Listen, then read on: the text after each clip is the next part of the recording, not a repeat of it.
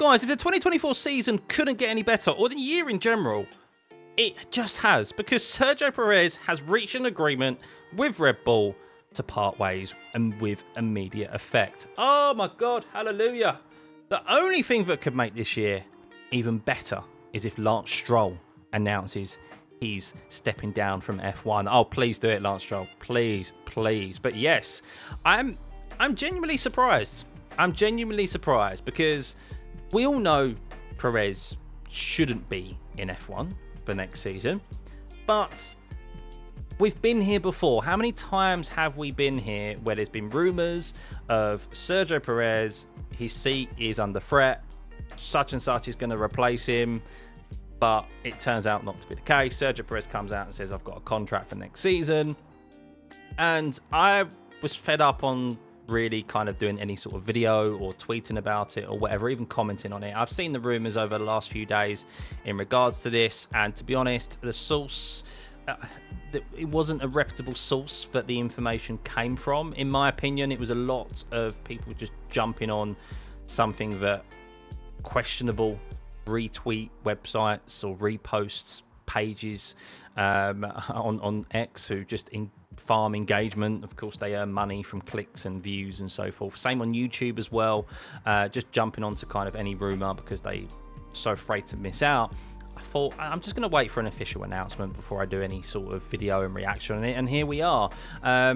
Yeah, because I first saw this via Chris Medland. He is a very reputable F1 journalist. Go check him out. If the information doesn't come from Chris, then personally for me, it's not true. I still engage in rumors, of course we do. It's fun to do so and to keep an eye on them, but I kind of take them with a big pinch of salt, whereas others don't so much.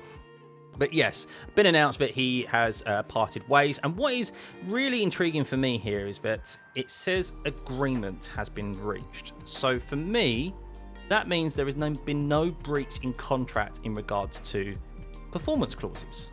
There's been rumours that Sergio Perez has had performance clauses in his contract. That's why there was discussions in the middle of the season about Sergio Perez's performances, and he was able to stay on. But an agreement has been reached, clearly identifies to me that they've had to sit down and they've had to reach a settlement fee for Sergio Perez to not participate in his last year of his contract, which is very telling.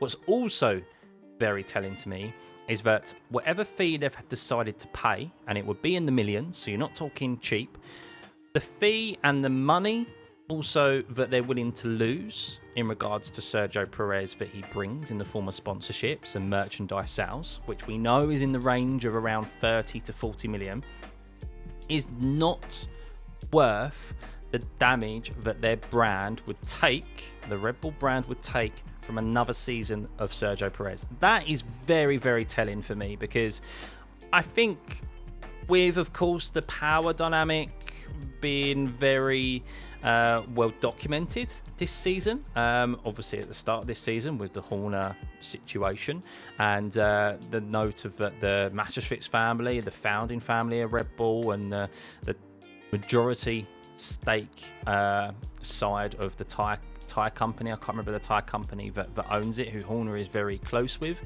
have different approaches to how they want to run the company. I thought that with that, they would probably take the money. They'd probably see the money that Perez brings in and decide to have another season with him and then all part ways at the end of 2025. But clearly not. Clearly, either there's had to be some convincing, but clearly there has been an agreement from all parties inside of Red Bull that this is the best decision for them. And that's very telling. So yeah, didn't think it would happen, but thank God it has, because it doesn't matter if you're a fan of Red Bull or not. It's sad to see a top seat in F1 be taken up by a driver who just doesn't deserve it, who is there for his money. He's not there for his talents. Same with Lance Stroll.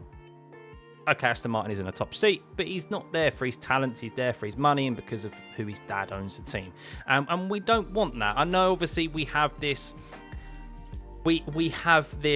dream that every single seat in F1 is taken up by a driver that deserves it, that is the best. They're the 20 best drivers on the grid.